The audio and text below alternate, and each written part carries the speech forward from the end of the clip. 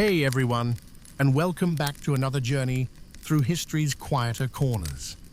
Tonight, we're stepping into the ancient world of Sumer, where the lines between divine and earthly power blurred in the most fascinating ways. If you're new here, consider subscribing to join our growing community of night owls who love exploring these deep historical mysteries together. And if you're a regular listener, you know how much I appreciate when you share these episodes with fellow history enthusiasts or leave a comment about what resonates with you. It helps more people discover these contemplative explorations of our shared past. Before we settle in completely, take a moment to find that perfect position. Maybe adjust your pillow, pull up that blanket, or simply let your shoulders drop. Tonight, we're not chasing conquest or collapse, not following the rise and fall of kings or the clash of armies. Instead, we're going to examine something much more subtle but equally profound: how the very first organized society we know of solved one of humanity's most enduring puzzles. How do you manage resources when the gods own everything, but mortals must do all the work? In the fertile plains between the Tigris and Euphrates rivers, more than 5,000 years ago, the Sumerians created something unprecedented: a complex economy centered not around markets or monarchs, but around massive temple complexes that functioned as divine households managing the earthly realm. Let's begin our gentle journey into this world where economics and spirituality were inseparably intertwined, where priests wielded ledgers as surely as they wielded sacred implements, and where the management of land became the foundation of civilization itself. The divine landscape of early Mesopotamia, picture, if you will, the southern Mesopotamian plain around 30,500 BCE. The landscape stretches endlessly flat, broken only by the meandering channels of great rivers and the artificial mounds that mark human settlement. Here, where the world's first cities rose from irrigated soil, the very concept of land ownership took on meanings that would seem foreign to our modern understanding. In Sumerian thought, the land itself was not merely dirt and water to be possessed and exploited. Each city-state existed under the patronage of a particular deity.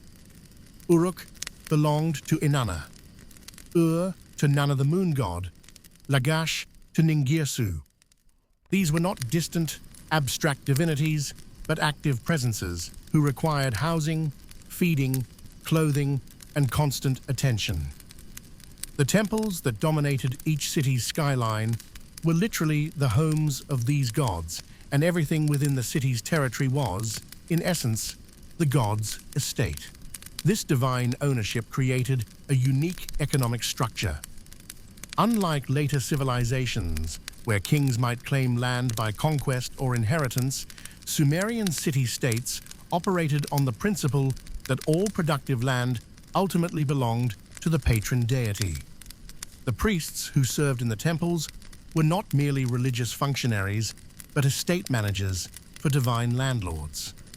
They oversaw vast agricultural holdings, managed irrigation systems, coordinated craft production, and administered the complex web of relationships that bound together farmers, artisans, merchants, and laborers in service to the god's household. The scale of these operations was staggering. Temple complexes like the Iana precinct in Uruk covered dozens of acres, employing thousands of people in various capacities.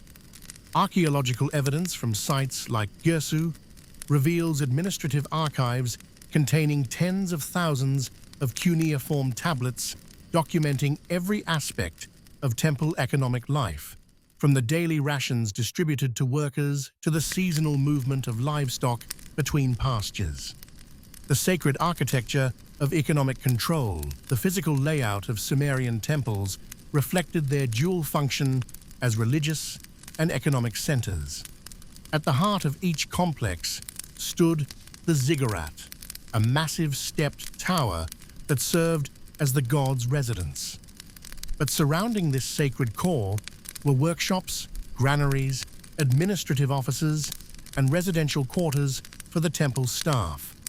These buildings were not random additions, but carefully planned components of an integrated economic system. The granaries deserve particular attention, for they reveal the sophistication of Sumerian resource management. These were not simple storage buildings, but complex facilities designed to preserve grain over multiple years, equipped with raised floors to prevent moisture damage and guard posts to prevent theft. Temple records show that these granaries held not just the current year's harvest, but strategic reserves accumulated over good years to sustain the community through inevitable periods of flood, drought, or conflict. Around these storage facilities clustered the workshops where temple dependents transformed raw materials into finished goods. Excavations have revealed areas dedicated to textile production, metalworking, pottery making, and the crafting of luxury items. These were not small-scale operations, but industrial complexes employing specialized workers who devoted their entire working lives to particular crafts under temple supervision. The administrative buildings housed the scribes who maintained the elaborate record-keeping system that made this complex economy possible.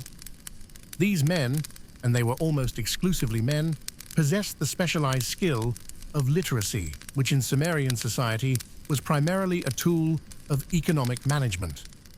They tracked the movement of goods in and out of temple warehouses, recorded the allocation of rations to workers, documented the productivity of fields and workshops, and maintained the legal records that governed land tenure and labor obligations. The mechanics of divine stewardship, understanding how this system actually functioned, requires us to think beyond modern categories of ownership and employment. The relationship between the temple and those who worked its lands was neither slavery nor wage labor, but something more akin to extended household membership. The god, through his priestly representatives, provided land, tools, seed, and sustenance in exchange for labor and a share of the harvest. This arrangement varied considerably depending on the status and specialization of the workers involved. At one end of the spectrum were the high-ranking priests and administrators who essentially managed the god's estate as trusted stewards. These men controlled vast resources and wielded considerable political power, but they did so as servants of the divine household rather than as independent property owners. Below them were various categories of specialized workers, scribes, craftsmen, overseers, and supervisors who received regular rations of barley, oil, and other necessities in exchange for their services. The ration lists that survive on thousands of cuneiform tablets reveal a society organized around elaborate hierarchies of provision. A master craftsman might receive 5 liters of barley daily, plus periodic allotments of meat, beer, and wool, while an apprentice received correspondingly less. The largest group consisted of the field workers who cultivated the temple's agricultural estates. These men and women lived in settlements scattered throughout the temple's territory, working plots of land assigned to them by temple administrators. They were expected to deliver a substantial portion of their harvest to the temple warehouses, but they could also maintain small plots for their own sustenance and even engage in limited trade. This system created remarkable economic security for participants, but at the cost of individual autonomy. Workers could not freely change occupations or move to other cities. Their children typically inherited their parents' position within the temple hierarchy. Yet this apparent restriction must be understood within the context of a world where independent farmers faced constant threats from raiders, natural disasters, and economic disruption. The temple system offered protection and predictability that individual households could never achieve alone. Land tenure and agricultural management. The question of how exactly land was held and managed within this system reveals the sophisticated legal and administrative thinking of the Sumerians. Temple lands were divided into several categories, each governed by different rules and obligations. Understanding these categories helps illuminate how the priests balanced religious obligations, economic efficiency, and social stability. The most important category was the God's Field, Gangu, consisting of the prime agricultural land directly controlled by the temple administration. These fields were worked by temple dependents, who received rations in exchange for their labor. The productivity of these lands was carefully monitored, with scribes recording not just total yields, but yields per unit of seed planted, allowing administrators to identify and reward the most productive workers while providing additional support to those facing difficulties. A second category consisted of sustenance fields, ganshuku, assigned to temple personnel as part of their compensation. A scribe might receive the use of a particular field whose harvest would support his household, though he remained obligated to fulfill his administrative duties. These assignments were typically for life and could sometimes be inherited, creating a sort of benefit system that tied skilled workers to the temple while providing them with a measure of economic independence. The temple also controlled service fields assigned to individuals or families in exchange for specific obligations to the temple.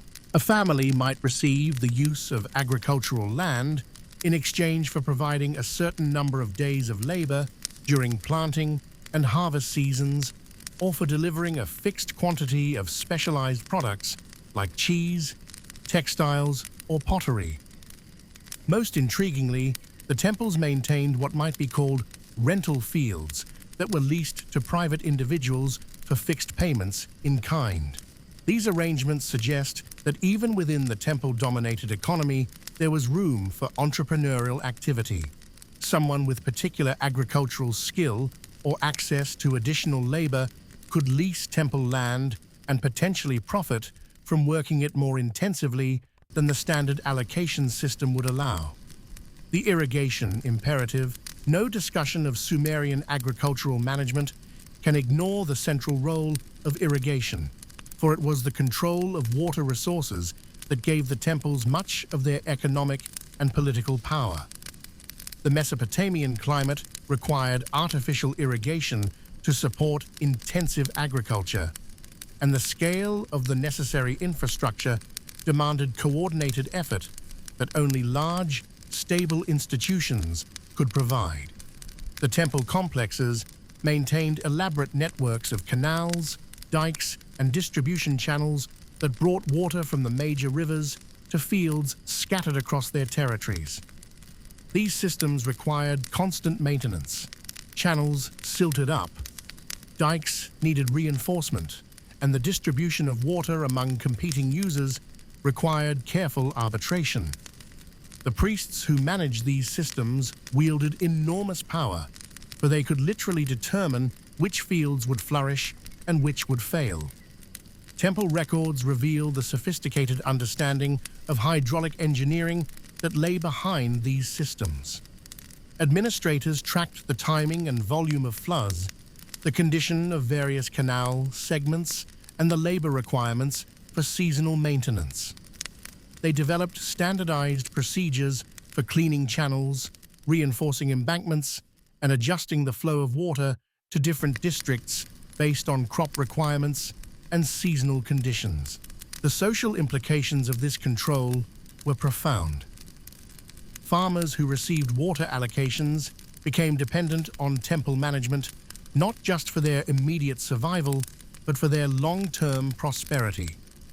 The timing of water delivery could determine whether a crop succeeded or failed, making good relationships with temple administrators essential for agricultural success.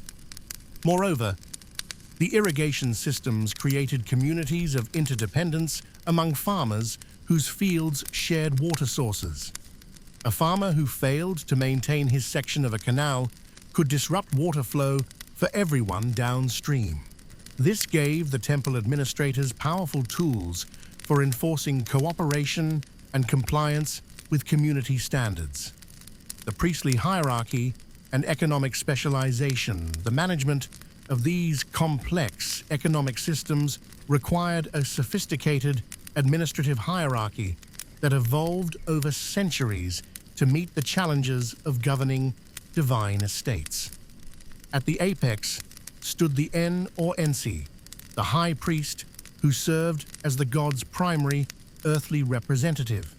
This individual combined religious authority with ultimate responsibility for economic management, making decisions about resource allocation, investment priorities, and long-term planning. Below the high priest were various specialized administrators, each responsible for particular aspects of temple operations. The Santana managed the agricultural estates, overseeing everything from field assignments to harvest storage. The Kurusta supervised the workshops and craft production, ensuring that the temple's artisans produced the goods needed for religious ceremonies and external trade. The Kashana managed the temple's livestock, including both the herds that provided meat and dairy products and the oxen essential for plowing and transportation. These administrators were supported by numerous scribes who maintained the detailed records that made complex resource management possible. Different scribes specialized in different types of documentation. Some focused on agricultural records, others on craft production, still others on personnel management or external trade. The survival of their archives provides us with an unprecedented window into the daily operations of these ancient economic systems. The scribal schools attached to the temples served not just to train future administrators, but to develop and refine the accounting techniques that made large-scale resource management possible. Students learned not only to read and write, but to calculate areas and volumes, to maintain standardized weights and measures, and to apply mathematical techniques to problems of resource allocation and productivity analysis. This emphasis on quantification and record-keeping represented a revolutionary development in human organization. For the first time in history, communities could track the flow of resources with sufficient precision to identify inefficiencies, plan for future needs, and maintain complex relationships of obligation and reciprocity among hundreds or thousands of individuals. Daily life in the divine economy. To truly understand how the temple economy functioned, we must consider the daily experiences of the people who lived and worked within it. The day began before dawn for most temple dependents, as the agricultural work that sustained the system required early starts to take advantage of cooler morning temperatures and to coordinate with the irrigation schedules that governed water distribution. For field workers, the day started with a simple meal of barley porridge and perhaps some dates or onions from their household plots. They would then gather at designated points to receive their work assignments from the overseer responsible for their section of the temple lands.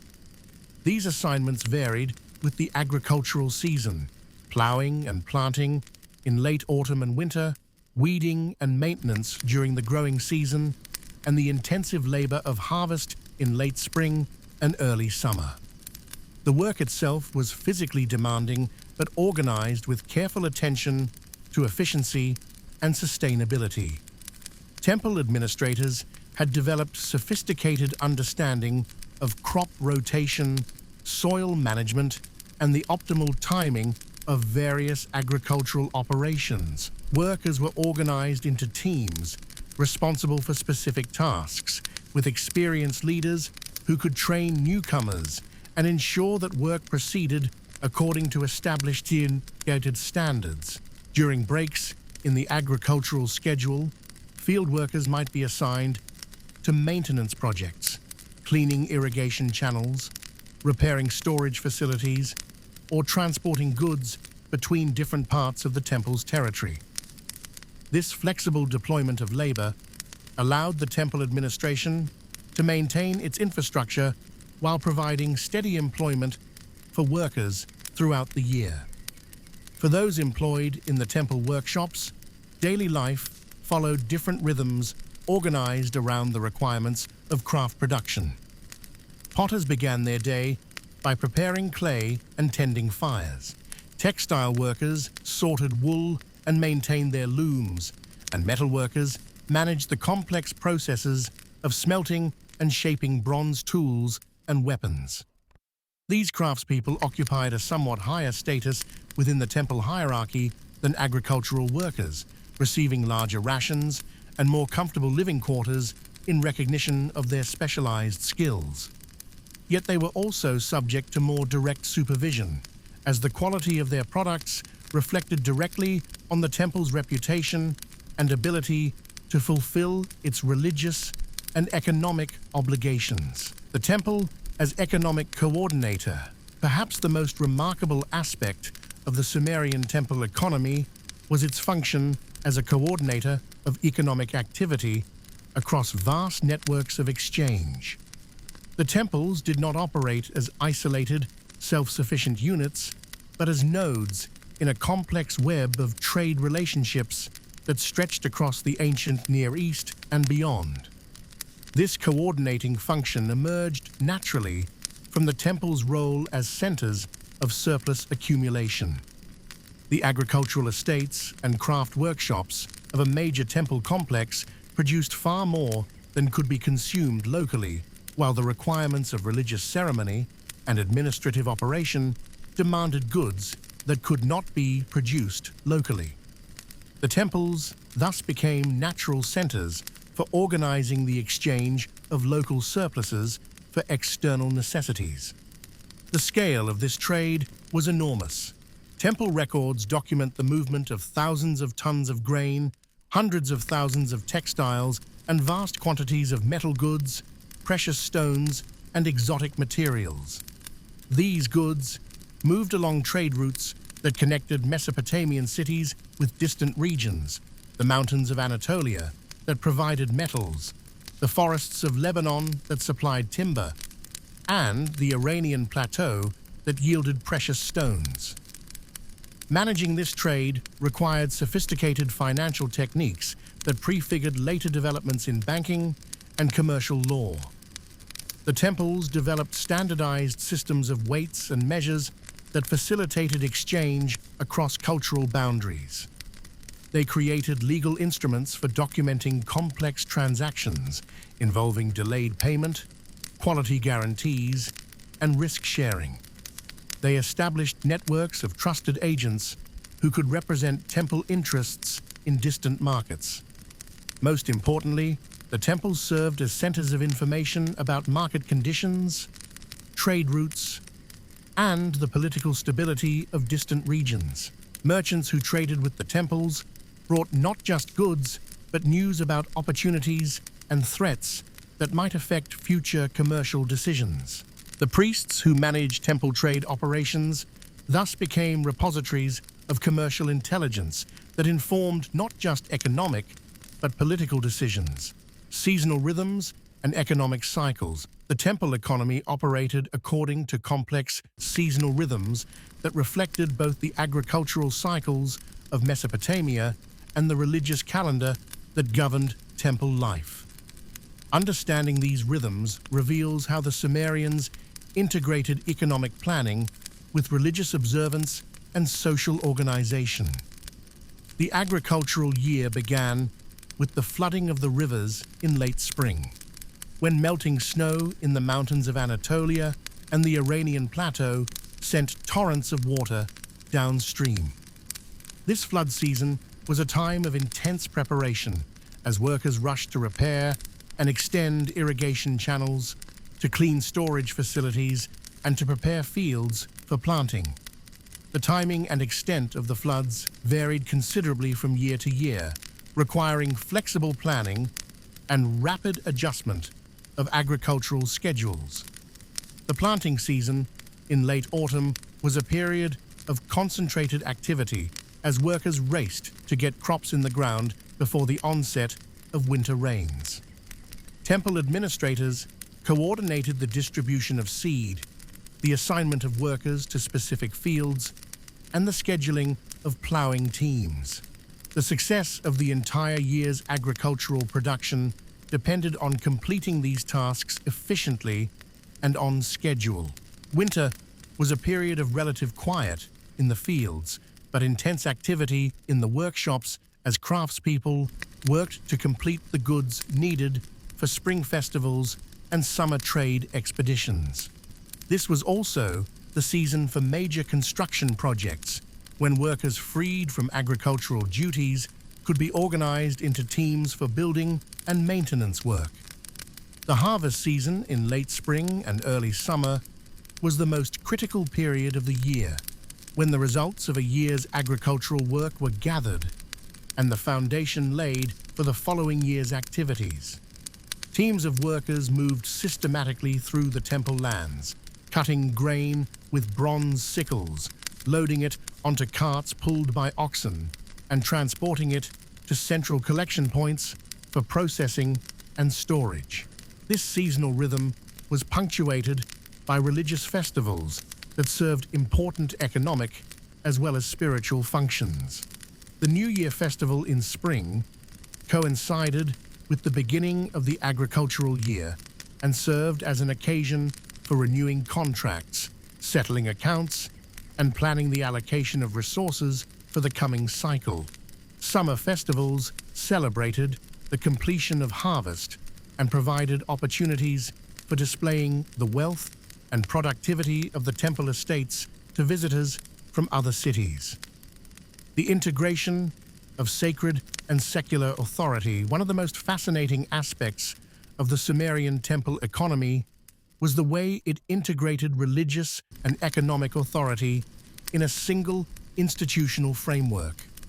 The priests who managed these vast enterprises were not separate from the religious hierarchy, but were the religious hierarchy, combining sacred duties with practical responsibilities in ways that may seem strange to modern sensibilities, but made perfect sense within Sumerian cultural logic. This integration was visible at every level of temple organization. The high priest, who made ultimate decisions about resource allocation, also led the most important religious ceremonies. The administrators who supervised agricultural production also played important roles in seasonal festivals.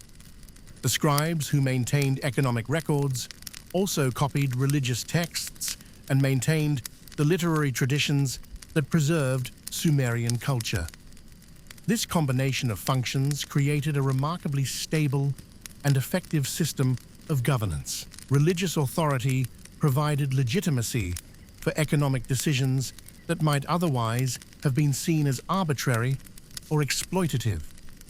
Economic success demonstrated divine favor and reinforced religious authority. The temple's role as intermediary between human and divine spheres gave its decisions a moral weight that purely secular institutions could not match. The practical benefits of this integration were substantial. Religious festivals provided occasions for community-wide coordination of economic activities. Ritual requirements created predictable demand for particular goods and services. The moral authority of the priesthood enabled the enforcement of complex contracts and agreements that would have been difficult to maintain through purely secular mechanisms. Yet this integration also created potential conflicts between religious and economic imperatives. Should scarce resources be devoted to elaborate religious ceremonies, or to productive investments? How should the temple balance its obligations to provide for the community's spiritual needs against the practical requirements of maintaining economic competitiveness? These tensions were never fully resolved and may have contributed to the gradual transformation of Sumerian society in later periods. Innovation and adaptation in temple management, despite their reputation for conservatism, the Sumerian temples were actually centers of remarkable innovation in economic organization and management technique. The challenges of coordinating complex agricultural and craft production systems forced continual experimentation with new methods of organization, accounting, and resource allocation. One area of particular innovation was in agricultural technique. Temple administrators systematically experimented with different crops, planting schedules, and cultivation methods to maximize yields and minimize risks. They developed sophisticated understanding of soil management, including the use of fallow periods and the application of animal manures to maintain fertility. They bred improved varieties of barley and wheat and experimented with new crops imported from distant regions. The temples also pioneered new techniques in craft production, establishing workshops that combined traditional methods with innovative approaches to increase productivity and quality. They developed new alloys for bronze tools, improved methods for dyeing textiles, and created new forms of pottery and sculptural decoration that influenced artistic development throughout the ancient Near East. Perhaps most importantly, the temples served as laboratories for new forms of economic organization. They experimented with different methods of compensating workers, from fixed rations to piece rate payments to profit-sharing arrangements. They developed new approaches to risk management, including the creation of strategic reserves and the diversification of productive activities across different regions and sectors. The survival of extensive temple archives allows us to trace the evolution of these management techniques over time and to see how successful innovations were adopted by other temples and eventually influenced economic organization throughout Mesopotamian society. The accounting methods developed in Sumerian temples, for example, provided the foundation for commercial practices that spread throughout the ancient world and influenced the development of banking and finance in later civilizations. The human dimension of divine service behind the impressive statistics and organizational achievements of the temple economy were thousands of individual human beings whose lives were shaped by their participation in these divine households. Understanding their experiences helps us appreciate both the achievements and the limitations of this remarkable system of social organization. For many people, service in the temple economy provided a level of security and predictability that would have been impossible to achieve independently. Workers could count on regular rations regardless of the success or failure of particular harvests. Families had access to communal resources for dealing with illness, disability, or other personal crises. Children could acquire education and training that opened opportunities for advancement within the temple hierarchy. Yet this security came at the cost of personal autonomy and geographic mobility. Workers could not freely choose their occupations or change their place of residence. Their children's life prospects were largely determined by their parents' position within the temple system. Personal relationships were subject to institutional oversight and approval.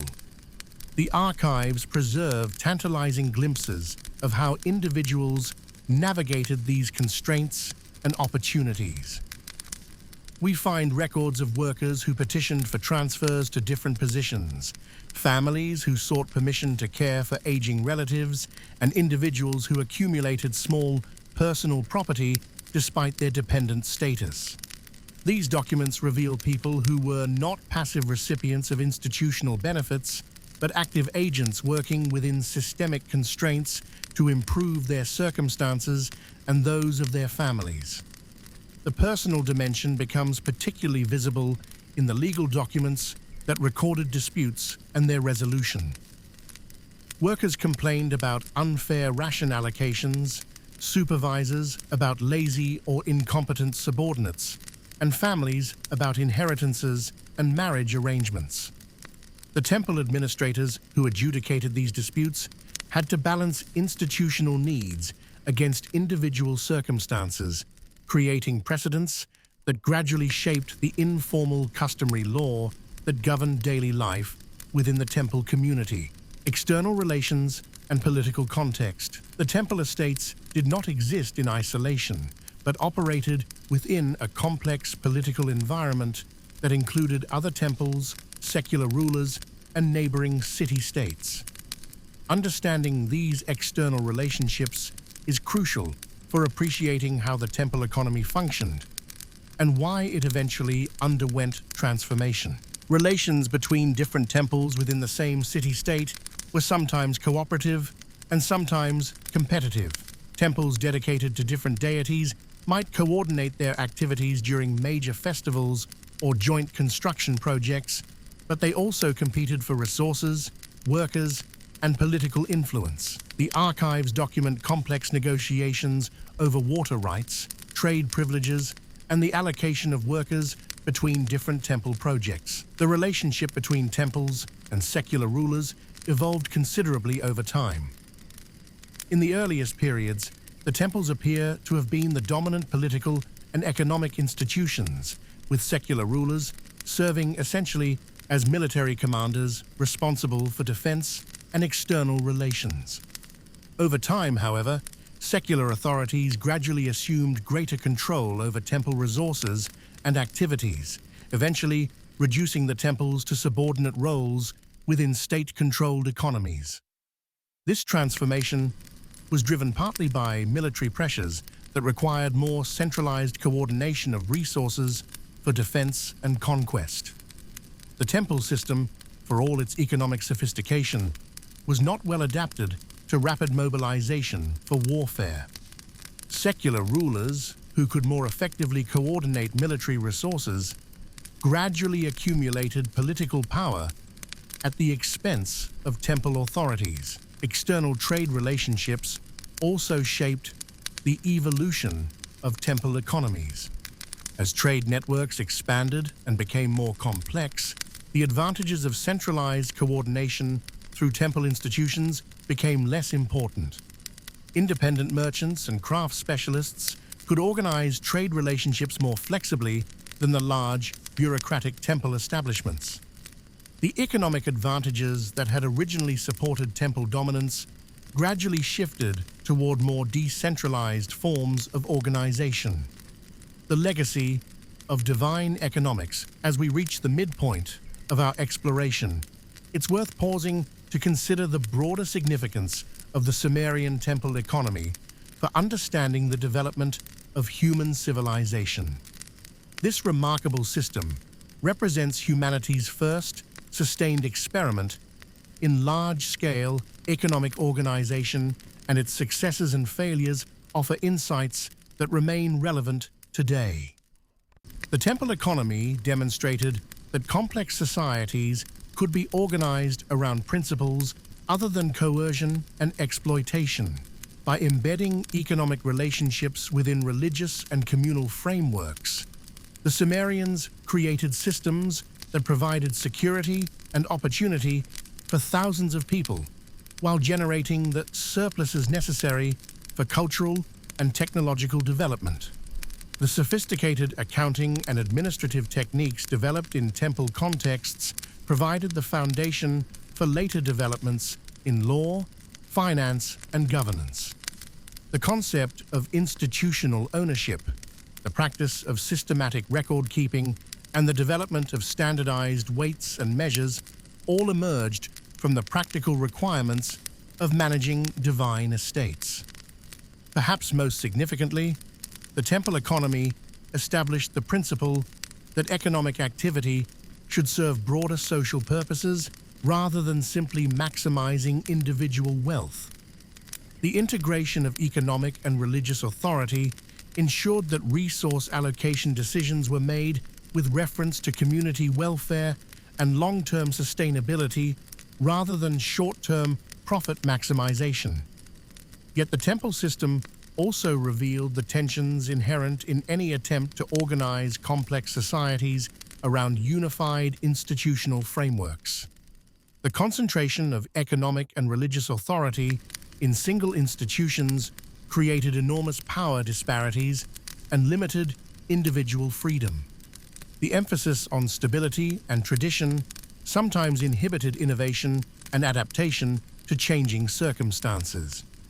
As we prepare to delve deeper into the specific mechanisms through which priests managed land and coordinated production, we can appreciate the remarkable achievement represented by these ancient institutions, while remaining mindful of the human costs and limitations that accompanied their undeniable successes. The Sumerian temple economy offers both inspiration and cautionary lessons for our ongoing efforts to organize human societies in ways that balance efficiency with equity, innovation with stability, and individual freedom with collective welfare. The scribal arts and economic documentation. The second half of our journey into Sumerian temple economy takes us deeper into the actual mechanisms through which priests transformed religious authority into practical economic control. At the heart of this transformation lay the revolutionary development of writing and systematic record-keeping, innovations that allowed the temples to coordinate activities on a scale previously impossible in human history. The cuneiform script that emerged in late 4th millennium Mesopotamia was not, as is sometimes supposed, primarily a tool for recording literature or religious thought. It was first and foremost an accounting system designed to track the movement of goods and services within the temple economy.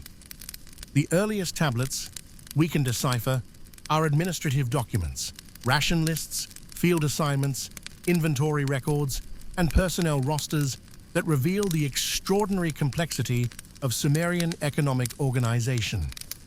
Consider the archive discovered at the site of ancient Girsu, which contains more than 30,000 tablets documenting the operations of the Temple of Ningirsu over a period of several decades around 2100 BCE. These documents reveal an institution that employed thousands of people in dozens of specialized roles, managed agricultural estates covering hundreds of square kilometers, and coordinated production and exchange relationships with partners throughout the known world. The scope of this documentation is breathtaking. We find daily ration distributions recorded with meticulous precision, not just the total quantities distributed, but the names of recipients, their occupational categories, and any special circumstances affecting their allocations. We find field-by-field records of agricultural productivity, including not just total yields, but detailed analysis of the relationship between seed input and grain output, allowing administrators to identify and reward the most productive workers. The personnel records are particularly revealing, documenting not just the current assignments of temple workers, but their family relationships, their career histories, and their eligibility for various types of support and advancement. These records reveal a society that maintained detailed knowledge of individual circumstances while managing collective enterprises of enormous scope and complexity. The accounting methods employed were sophisticated by any standard. Temple scribes developed standardized units of measurement for everything from grain and textiles to labor time and land area. They created complex classification systems that allowed systematic comparison of productivity across different activities and regions.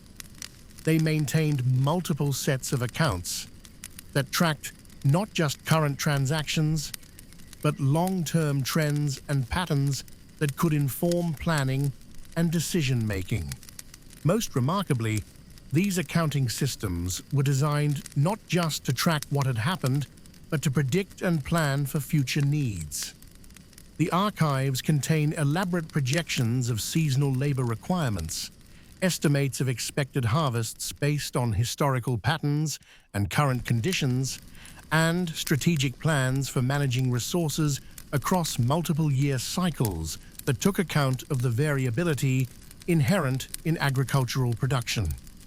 The geography of sacred authority, the physical landscape of Sumerian city-states, reflected the economic logic of temple administration in ways that modern visitors to archaeological sites can still appreciate.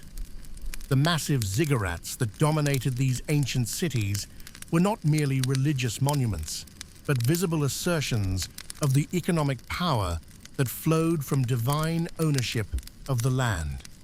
Each major temple controlled territory that extended far beyond the city walls, encompassing dozens of agricultural settlements connected by networks of canals, roads, and administrative outposts. The Temple of Ningirsu at Girsu, for example, controlled estates that stretched more than 50 kilometers from the urban center, including specialized agricultural zones dedicated to particular crops and craft production centers that supplied goods for both local consumption and long-distance trade. The organization of this territory reflected sophisticated understanding of the relationship between geography, ecology, and economic productivity. Fields closest to the rivers were typically devoted to the most intensive cultivation of grain crops that required careful irrigation and frequent attention. Areas further from reliable water sources might be used for grazing livestock or growing drought-resistant crops like dates and olives. Marginal lands were often devoted to craft production activities that required land, but not necessarily agricultural productivity. This territorial organization was documented in remarkable survey texts that recorded not just the boundaries and ownership of individual fields, but detailed information about soil quality, water access, infrastructure requirements, and historical productivity. These documents reveal administrators who thought systematically about land use optimization and who could plan agricultural activities across vast areas with attention to both immediate productivity and long-term sustainability. The integration of urban and rural activities within this system was particularly sophisticated. Agricultural settlements were not isolated farming villages, but integrated components of larger economic networks. Farmers delivered not just raw agricultural products to urban centers, but partially processed goods, grain that had been cleaned and sorted, textiles that had been spun and woven, dairy products that had been preserved and standardized for transport and storage. Conversely, the urban workshops supplied rural settlements with tools, household goods, and specialized products that could not be produced efficiently in small-scale operations. This division of labor created mutual dependence between urban and rural areas that reinforced the social and political authority of the temple administration while maximizing economic efficiency across the entire system. Technological innovation and productive efficiency, the Sumerian temple economy was not simply a redistributive system that collected agricultural surpluses and distributed them to non-agricultural workers. It was also a center of technological innovation that continuously sought ways to improve productivity and expand the range of goods and services available to the community. The temples were particularly important as centers for agricultural innovation. Temple administrators had access to resources and information that individual farmers could never command, allowing them to experiment with new crops, new cultivation techniques, and new approaches to managing the challenges of Mesopotamian agriculture. One area of particular innovation was in the development of improved irrigation technology.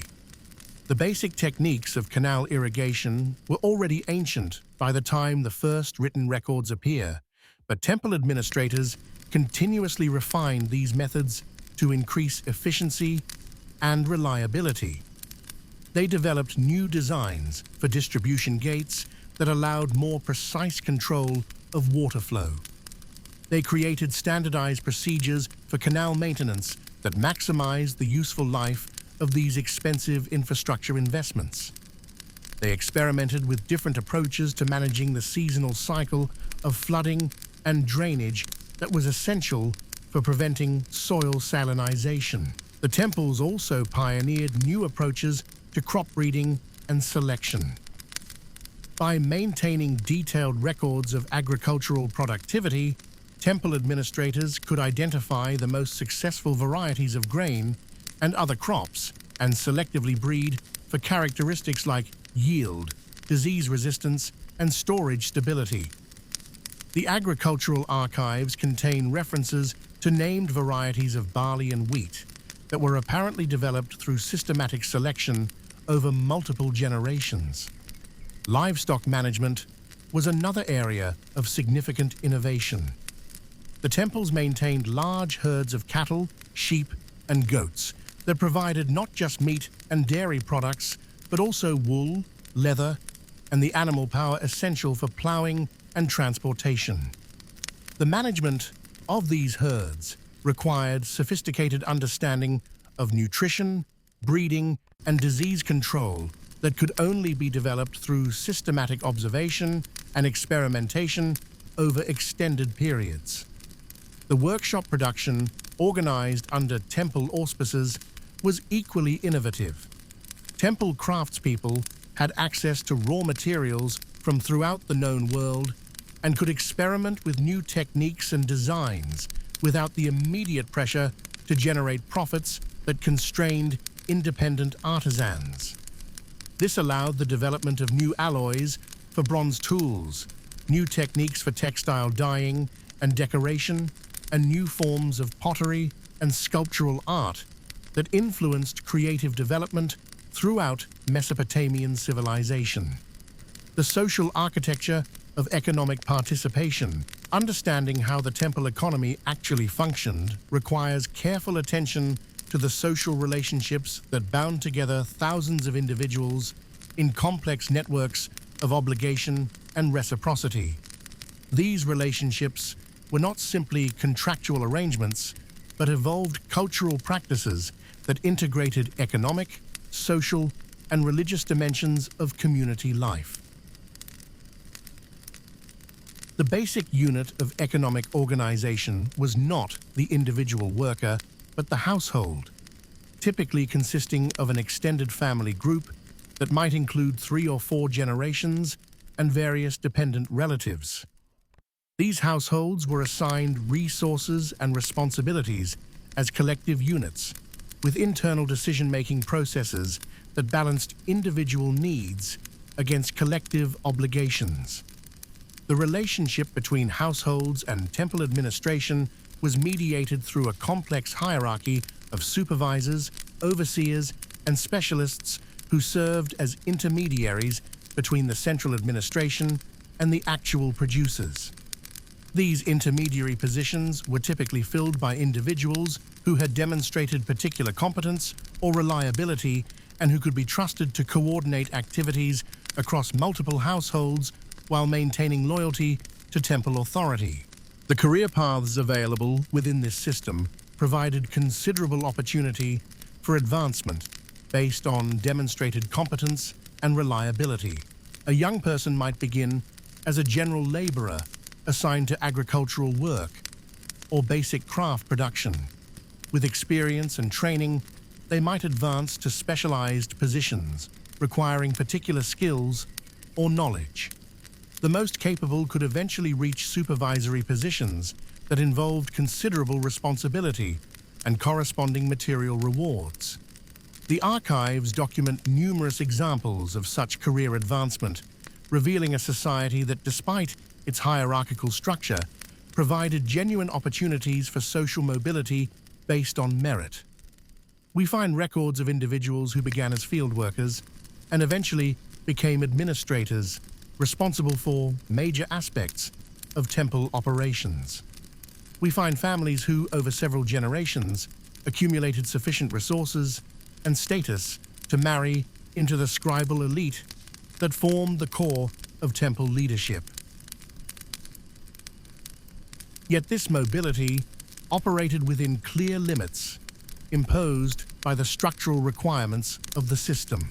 The temple economy required large numbers of people willing to perform routine agricultural and craft work under close supervision. While opportunities for advancement existed, the system could not function if too many people abandoned basic productive activities in pursuit of administrative positions. This tension was managed through a combination of material incentives and cultural values that emphasized the religious significance of all work performed in service to the divine household. Agricultural work was not seen as demeaning or inferior, but as sacred service that contributed to the welfare of the god and the community. This religious framework helped maintain social cohesion and worker motivation even within relationships that might otherwise have been seen as exploitative. The seasonal cycles and economic rhythms, the tempo of life within the temple economy was governed by seasonal rhythms that integrated agricultural necessity, religious observance, and social organization in ways that created predictable patterns while maintaining flexibility to respond to changing conditions. Understanding these rhythms reveals how the Sumerians balanced the competing demands of agricultural productivity, religious obligation, and community welfare. The annual cycle began with the spring floods that brought life-giving water and fertile silt to the Mesopotamian plains. This was a period of intense preparation as workers throughout the temple territory prepared for the agricultural year ahead. Canal systems required extensive maintenance after the winter rains, with teams of workers cleaning accumulated silt, repairing damaged embankments, and adjusting flow gates to accommodate the changing volume of water. The timing of these floods varied considerably from year to year, requiring flexible planning and rapid response capabilities that only well-organized institutions could provide. Temple administrators maintained detailed records of flood patterns that allowed them to predict likely timing and intensity based on observations of river levels, weather patterns, and seasonal indicators. This knowledge was essential for coordinating the massive labor mobilization required to prepare irrigation systems for the coming growing season.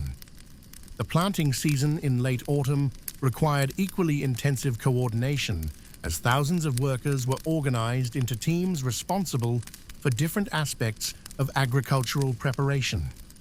Some teams focused on field preparation, using bronze-tipped plows pulled by oxen to break up soil that had been hardened by the summer drought. Others were responsible for seed selection and distribution, drawing on temple stores that had been carefully maintained to ensure viability and genetic quality. The actual planting process required precise timing and coordination across vast areas. Fields had to be planted in sequences that optimized the use of available water and labor, while ensuring that crops would mature at times that allowed efficient harvesting. Temple administrators developed sophisticated scheduling systems that allocated specific planting dates to different fields based on their location, soil quality, and intended use of the eventual harvest. Winter was a period of relative quiet in the agricultural calendar, but intensive activity in the workshops and administrative centers. This was when the year's craft production reached its peak, with weavers working to complete textiles for spring festivals, metalworkers producing tools for the coming agricultural season, and potters creating the storage vessels needed for the next harvest. The workshops operated on production schedules that coordinated their output with both agricultural requirements and religious calendar demands. The Spring New Year festival, for example, required elaborate ceremonial objects and decorative materials that had to be completed during the winter months. Summer trade expeditions needed specialized goods that could only be produced during periods when agricultural demands on the workforce were minimal. The harvest season in late spring and early summer was the most critical period of the entire year, when the success or failure of a year's agricultural work was determined and the foundation laid for the following year's activities. The archives reveal the extraordinary complexity of harvest organization, with detailed schedules that coordinated the movement of workers, tools, and transport animals across dozens of separate agricultural zones. Harvest teams were organized with military precision, with experienced supervisors who could assess crop readiness, coordinate cutting and collection activities, and ensure that grain was properly processed and transported to storage facilities before spoilage could occur. The timing was critical. Grain cut too early might not have reached full maturity, while delays could result in losses to weather, pests, or theft. The processing and storage of harvested grain required equally careful organization. Temple granaries were equipped with sophisticated facilities for cleaning, drying, and sorting grain according to quality and intended use. The best grain was reserved for seed stock and religious offerings, while lower grades were allocated for animal feed or emergency reserves. Financial instruments and commercial innovation. Despite their reputation for traditional conservatism, the Sumerian temples were actually centers of remarkable innovation in financial techniques and commercial organization.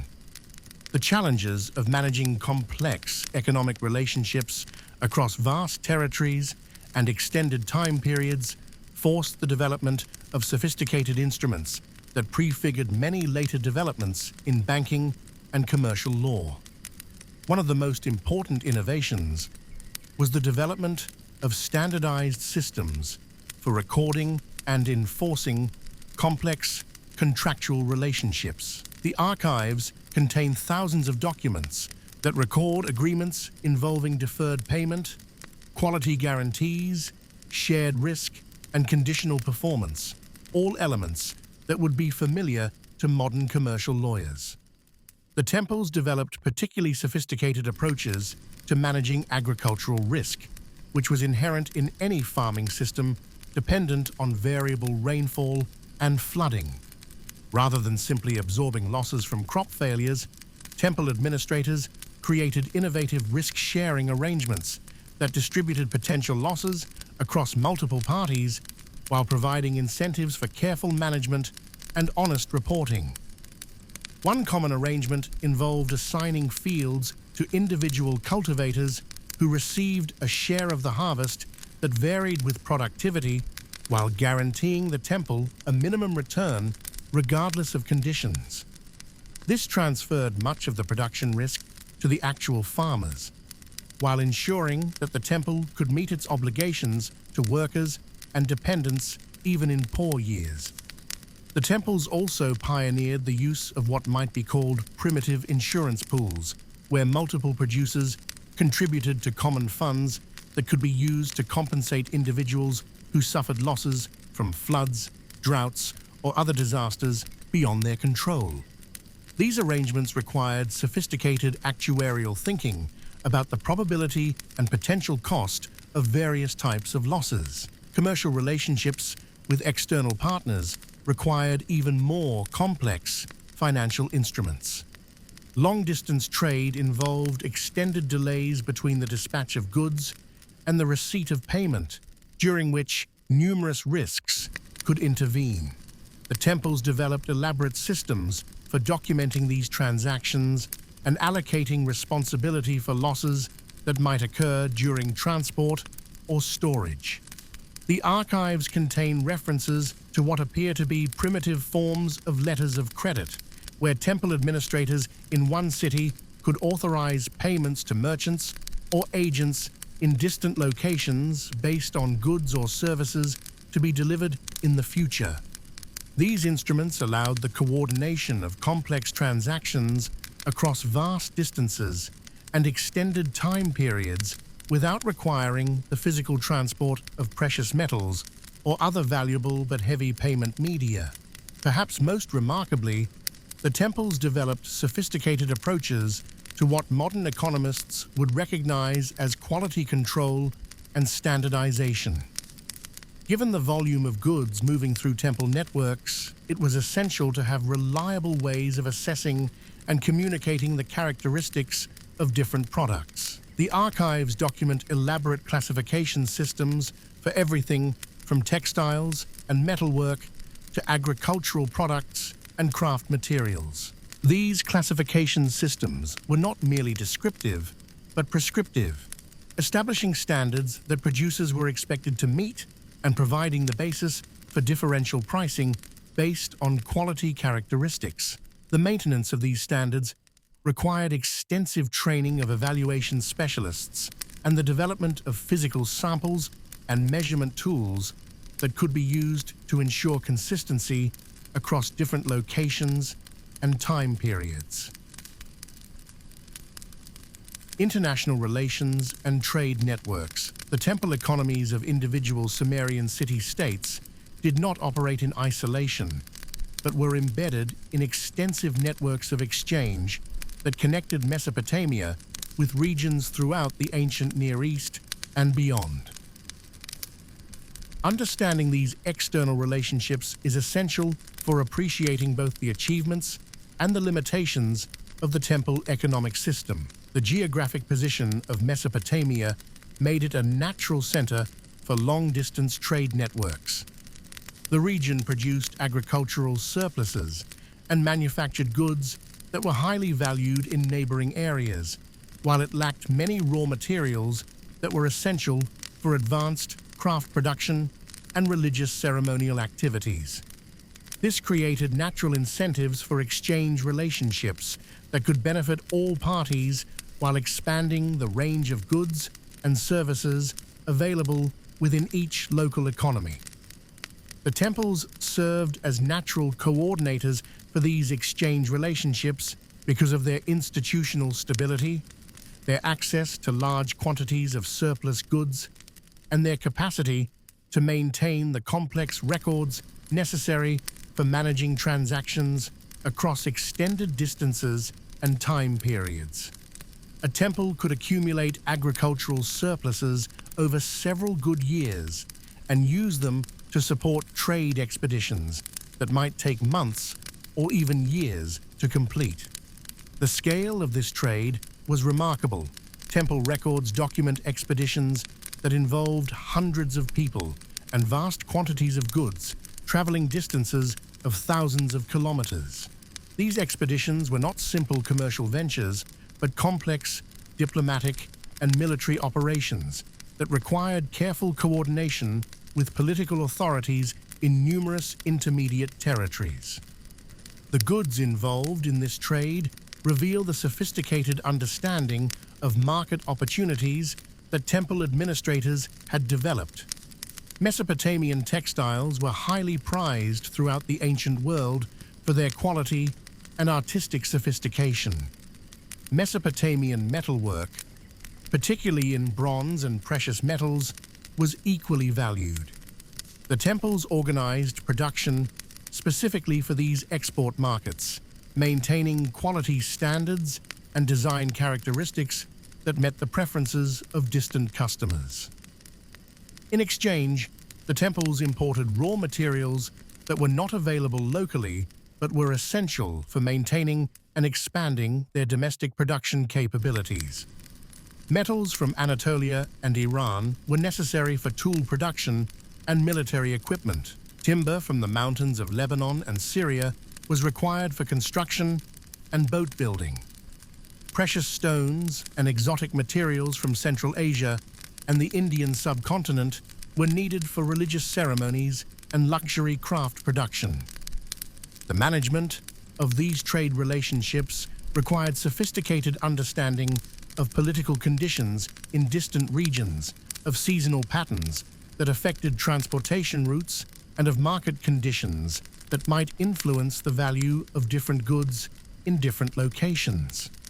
Temple administrators maintained extensive intelligence networks that provided information about opportunities and threats that might affect their commercial operations. The archives contain fascinating glimpses of how these intelligence networks operated. We find letters from temple agents in distant cities reporting on political developments, market conditions, and the activities of competitors. We find detailed reports on the condition of transportation routes, the availability of water and fodder for pack animals, and the reliability of local political authorities. Perhaps most intriguingly, we find evidence of sophisticated coordination between temples in different city-states for managing these long-distance trade relationships. Rather than competing destructively with each other, Sumerian temples appear to have developed cooperative arrangements that allowed them to share information, coordinate timing of major expeditions, and maintain relationships with distant partners that benefited all participants. The human cost of economic efficiency. While the achievements of the Sumerian temple economy were remarkable, we must not lose sight of the human costs that accompanied these institutional successes. The system that provided security and opportunity for thousands also imposed restrictions and limitations that constrained individual freedom and personal autonomy in ways that would be unacceptable in modern democratic societies. The most obvious limitation was geographic mobility. Workers assigned to particular temple estates were not free to move to other locations or to seek employment with other institutions. This restriction was not merely formal, but was enforced through a variety of mechanisms that made independent survival extremely difficult for individuals who attempted to escape their assigned positions. The restriction of occupational choice was equally significant.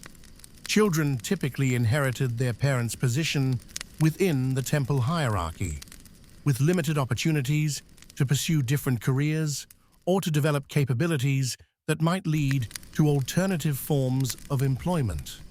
While advancement within the temple system was possible, it occurred within narrow channels that did not necessarily correspond to individual interests or talents. The archives contain poignant evidence of how individuals experienced these restrictions. We find petitions from workers requesting transfer to different assignments, often based on family circumstances or personal preferences that could not be accommodated within the rigid requirements of institutional efficiency. We find records of disciplinary actions taken against individuals who attempted to evade their assigned responsibilities or who challenged the authority of their supervisors. Yet we also find evidence of the considerable efforts that temple administrators made to balance institutional requirements against individual circumstances. The petition system itself represented a form of due process that allowed workers to appeal decisions that they considered unfair. The archives document numerous cases where administrators adjusted assignments, modified working conditions, or provided special assistance to workers facing personal difficulties.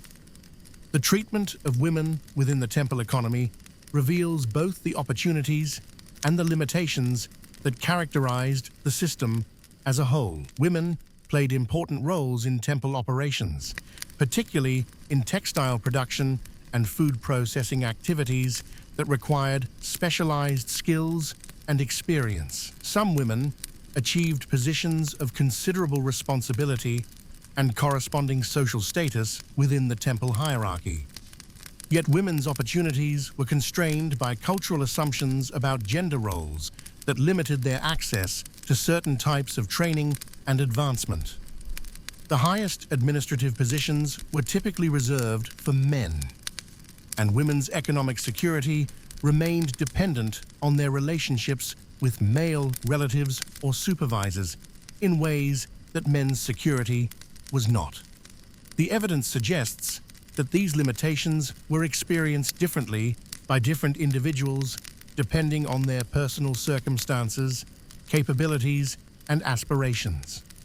For people whose interests and abilities were well matched to available opportunities within the temple system, the restrictions may have seemed less burdensome than the security and support that the system provided.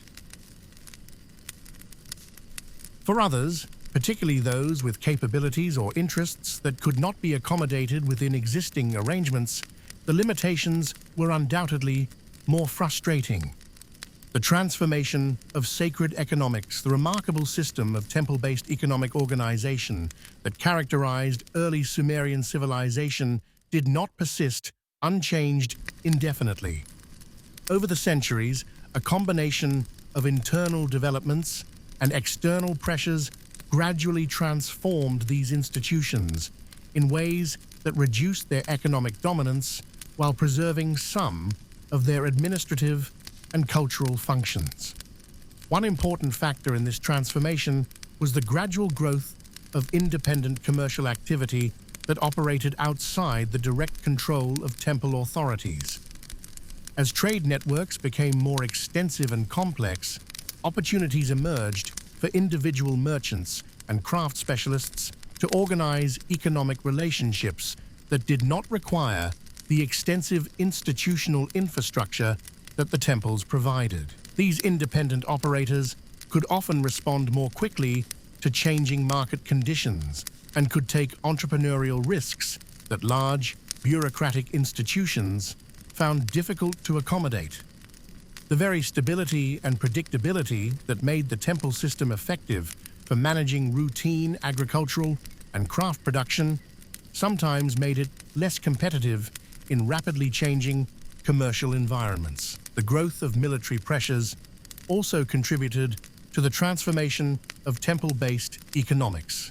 As warfare became more frequent and intense, the need for rapid mobilization of resources for military purposes favored more centralized political authorities who could coordinate defensive and offensive operations more effectively than the consensual decision-making processes that characterized temple administration. Secular rulers who could demonstrate military effectiveness gradually accumulated political authority at the expense of temple institutions. This process was often gradual and involved complex negotiations rather than direct confrontation, as secular and religious authorities worked out new arrangements that preserved the social and cultural functions of temples while transferring their economic and political powers to state institutions. The archives document this transformation through changing patterns of resource allocation and decision-making authority. We can see the gradual shift from temple-controlled to state-controlled resource management as secular authorities assumed responsibility for major infrastructure projects, military expenditures, and external trade relationships that had previously been managed by temple administrations. Yet this transformation was not simply a matter of institutional substitution. Many of the administrative techniques, legal principles, and organizational methods developed within temple contexts were adopted and adapted by secular authorities. The sophisticated accounting methods, the standardized weights and measures, and the complex contractual instruments that had emerged from temple economic management became the foundation for later developments in state administration and commercial law, the enduring legacy of sacred management. As we approach the conclusion of our exploration, it's worth reflecting on the broader significance of the Sumerian temple economy for understanding the development of human civilization and the ongoing challenges of organizing complex societies in ways that balance efficiency with equity and individual freedom with collective welfare. The temple economy demonstrated that large-scale economic coordination could be achieved through institutional frameworks that emphasized collective responsibility and mutual obligation rather than individual competition and profit maximization. The integration of economic and religious authority created systems of remarkable stability and effectiveness that supported the development of urban civilization, technological innovation, and cultural sophistication. The sophisticated administrative techniques developed in temple contexts provided the foundation for virtually all later developments in accounting, law, and public administration.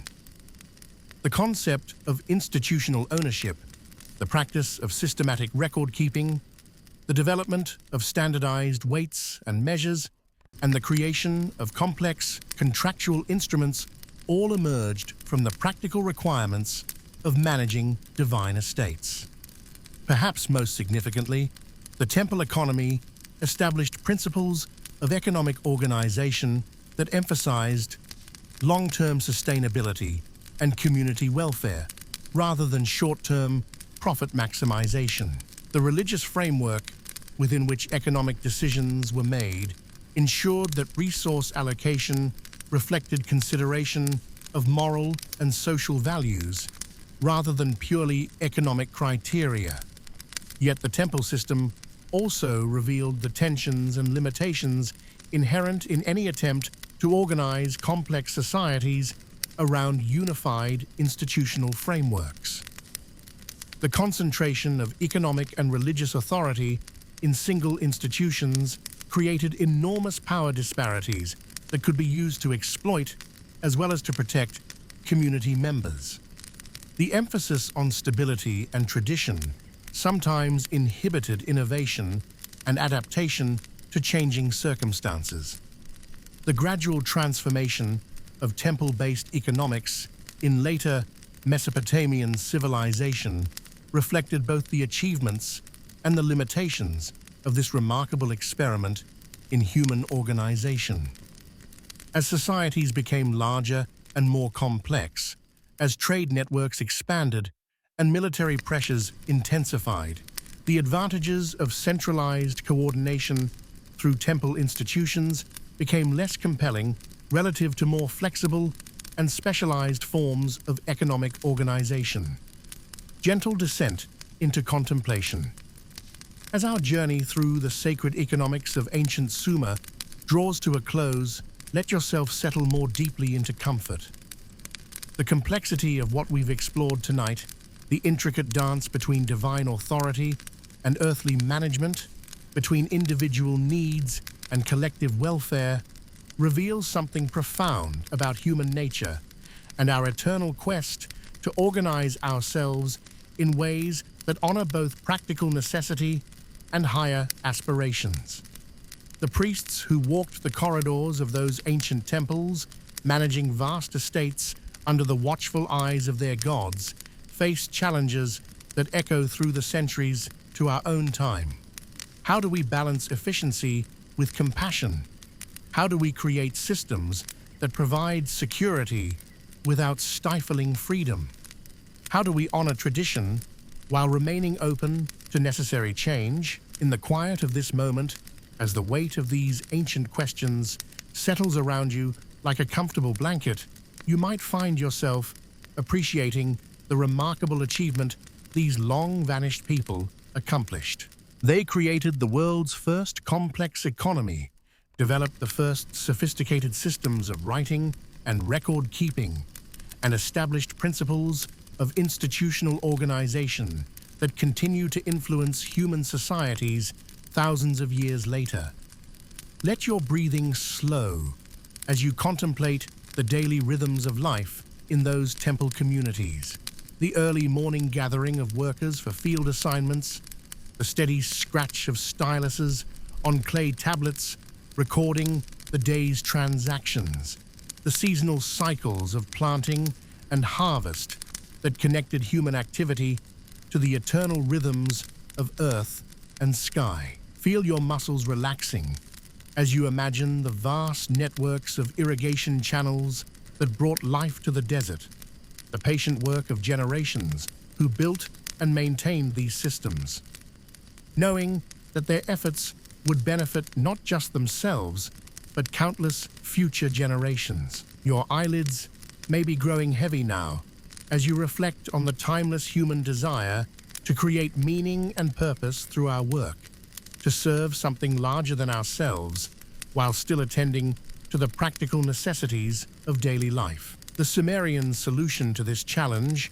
embedding economic activity within sacred frameworks, may seem distant from our modern world, yet the underlying human needs it addressed remain constant across the millennia.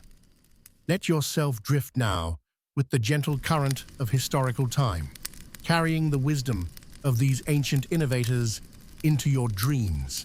Their legacy lives on not just in the archaeological records we've explored, but in the continuing human quest to build societies that balance individual freedom with collective responsibility, material prosperity with spiritual meaning, innovation with tradition.